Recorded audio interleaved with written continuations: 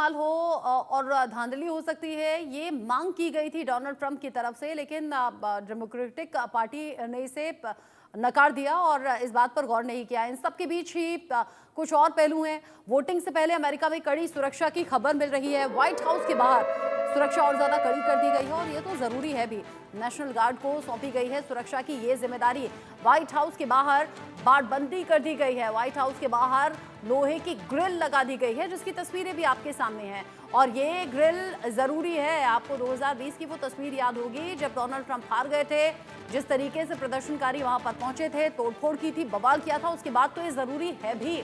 और अब इस बीच हमने लखनऊ का भी जिक्र किया, जहां पर डोनाल्ड ट्रंप के जीतने की दुआएं हो रही थी और वहां हवन यज्ञ हो रहा है। संजीव श्रीवास्तव जी, मैं एक अलग एंगल से आपसे सवाल करना चाहूंगी। सुबह आपसे बात हो रही थी, कनाडा में जो हिंदू महासभा के मंदिर हैं वहां पर हमला हुआ, वहां हिंदुओं को निशाना बनाया जा रहा है और इन सब के बीच ही हो रहा है अमेरिका में राष्ट्रपति चुनाव। ऐसे में अगर लखनऊ जैसे हिस्से या फिर बाकी हिस्सों में डोनाल्ड ट्रंप की फेवर में, यानी कि उनके समर्थन में हवन यज्ञ हो रहा है, जीतने की दुआ हो रही है, तो इसे आप किस तरीके से देखते हैं? और अगर डोनाल्ड ट्रंप जीतते हैं, हिंदुस्तान के लिहाज से अगर ये बेहतर कदम होता है, तो क्या कनाडा जैसे देशों पर भी इसका असर होगा? देखिए, कनाडा के संदर्भ में मैं भी स्पष्ट रूप से ये देखता हूं कि यूनाइटेड स्टेट्स ऑफ अमेरिका का जो रुख है वो निराशाजनक है। और जिस तरीके से कनाडा में हमारे हिंदू मंदिरों पर वहां पर हमले हो रहे हैं, हिंदू कम्युनिटी को टारगेट किया जा रहा है, एंटी इंडिया एक्टिविटीज चल रही हैं, आतंकी लगातार ये जो खालिस्तान समर्थक जो आतंकी अतिवादी तत्व है लगातार एक्टिव हैं। और उसको लेकर के जो अमेरिका का एक जो बहुत ही क्लियर स्टैंड होना चाहिए था वो नहीं दिखा है। और जाहिर है कि अमेरिका की उसमें मजबूरियां हम समझते हैं अवश्य, कि अमेरिका और कनाडा के बीच में एक अलायंस का रिलेशनशिप है, फाइव आइज नेटवर्क के ये पार्ट हैं।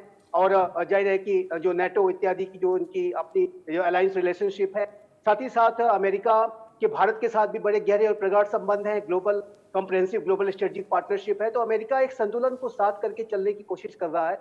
इसी वजह से कनाडा के विरुद्ध वो बहुत ज्यादा कोई बड़े बयान नहीं दे रहा है। लेकिन मेरा ऐसा मानना है कि आतंकवाद और अतिवाद के विषय पर डबल स्टैंडर्ड से काम नहीं चलने वाला है। एक तरफ जहां इजराइल और हमास के बीच में अमेरिका सारे आतंकवादी संगठनों के विरुद्ध इजराइल की पूरी कार्रवाई का बड़ा समर्थन करता है, वो स्वयं ओसामा बिन लादेन को, अबू बकर अल बगदादी को, ऐमान अल जवाहिरी को मारने के लिए जहां चाहे वहां पहुंच जाता है। लेकिन जो भारत के जो कंसर्न्स हैं, जो भारत के में वांछित आतंकी हैं, उनके ऊपर जब कार्रवाई की बात आती है तो वो जो जिस तरीके का समर्थन दिखाई देना चाहिए उस तरीके का समर्थन अपने पार्टनर के लिए अमेरिका के द्वारा अभी भी नहीं दिखाया जाता है। तो मेरा ऐसा मानना है कि काउंटर टेररिज्म और इंटेलिजेंस शेयरिंग के संदर्भ में भारत और अमेरिका को और भी गहरे तरीके से समझदारी विकसित करने की आवश्यकता है। और मैं ये उम्मीद करूंगा कि चाहे कोई भी एडमिनिस्ट्रेशन बने, चाहे वो कमला हैरिस बने या डोनाल्ड ट्रंप बने राष्ट्रपति, भारत और अमेरिका का जो काउंटर टेररिज्म से संबंधित जो कोऑपरेशन है वो और अधिक गहरा करने की आवश्यकता है। और मैं ऐसी उम्मीद करता हूं कि लेकिन जहां तक डोनाल्ड ट्रंप के बारे में आपने कहा, तो जैसा कि मैंने कहा कि डोनाल्ड ट्रंप का जो रुख है वो आतंकवाद और अतिवाद के मुद्दे पर कहीं ज्यादा सख्त है। अमेरिका के जो एग्जिस्टिंग जो लीडरशिप है उसमें जब दो बड़े चेहरों का जिक्र बार बार हो रहा है अमेरिका में चुनाव को लेकर, डोनाल्ड ट्रंप और कमला हैरिस, इस बीच मेजर शाह, एक तरफ तो डोनाल्ड ट्रंप है जो अमेरिका के लोगों के साथ हर तरीके से हथकंडे आजमा रहे हैं। कभी वो कबाड़ की गाड़ी चलाने लगते हैं, कभी वो फ्रेंच फ्राइज बनाने लगते हैं, तो कभी उनका अलग तरीके से नाटकीय अंदाज सामने आता है। इसे चुनावी पैतरे के तौर पर देख रहे हैं। एक तरफ तो लोगों का सहयोग मांग रहे हैं, लेकिन इवांका ट्रंप ने चुनावी प्रचार से दूरी बनाई है। इसके पीछे आपको वजह क्या नजर आती है?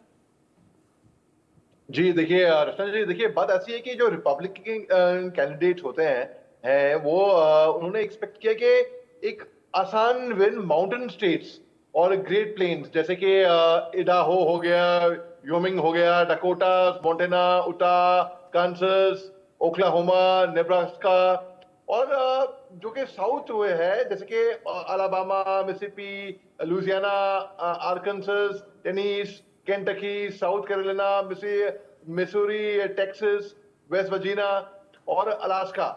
अब क्योंकि जैसे आपने स्विंग स्टेट्स की बात करी तो ताकि आम दर्शक समझ जाए, अनुमान तौर पे बहुत लोगों ने गौर किया होगा, कहीं पे भी इलेक्शंस कहीं पे भी हो, हम देखते हैं जो कैंपेन करने आते हैं कुछ लोग ज्यादा फोकस करते हैं कई जगहों पे कैंपेन करने की, कहीं पे कहते हैं यहां से कौन खड़ा हो रहा है इलेक्शन के लिए हमें मालूम ही नहीं, क्योंकि ये मैं लोकल इलेक्शन की बात कर रहा हूँ अभी, क्योंकि हमारे यहाँ पे तो कोई कैंपेन करने का आया नहीं एमएलए इलेक्शन के लिए कोई, तो ताकि लोगों को समझने के लिए मैं कह दूं स्विंग स्टेट जैसे कि जहां पर मेन फोकस वहां पर हो, क्योंकि मालूम है कि वहां की वोटिंग बहुत मायने रखेगी। हाँ। और नेक टू नेक जहां पे मुकाबला होता है, जहां पे एक वोट से, अक्सर ऐसा हुआ है कि एक वोट से सरकार बन गई है, ऐसा अक्सर हुआ है, तो यहां पर वो फोकस करेंगे। अब बात ऐसी, क्योंकि ये नेक टू नेक है फाइट, दोनों जानते हैं।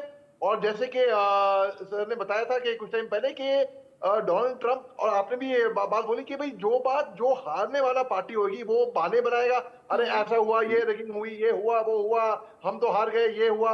हम हारते नहीं, हम हार गए क्योंकि ये चीटिंग हुई। ये अक्सर होता है, ये बच्चों में भी स्कूल के मैचेस में होता है, हमने देखा है। तो ये बात जो बल्कि कैमला हैरिस ने अभी लेकिन ये भी देखा गया है कि पेंसिल्वेनिया में चुनावी इस माहौल में आरोप प्रत्यारोप के दौर चलते भी हैं, हालांकि इनमें क्या सच्चाई है क्या नहीं, किस तरीके से वोटिंग होती है और क्या होते हैं नतीजे, इसके लिए इंतजार हमें और आपको सभी को करना होगा। अमेरिका की जनता तो बड़ी बेसब्री से इंतजार चुनावी नतीजों का कर ही रही है। आज शाम भारतीय समय के मुताबिक 4:30 बजे से वोटिंग की जो प्रक्रिया है वो शुरू भी हो जाएगी। आप सभी मेरे साथ में जुड़े इंडिया न्यूज के लिए प्रीशियस अपना टाइम निकाला, आलोक सर, संजीव जी, मेजर शाह और डॉक्टर राम श्रीवास्तव जी, बहुत शुक्रिया आप सभी का इंडिया न्यूज के साथ इस डिस्कशन में जुड़ने के लिए। इसी के साथ वक्त छोटे से ब्रेक का यहाँ पर हो गया है, ब्रेक के उस पार भी खबरें जारी हैं, कहीं मत जाइएगा।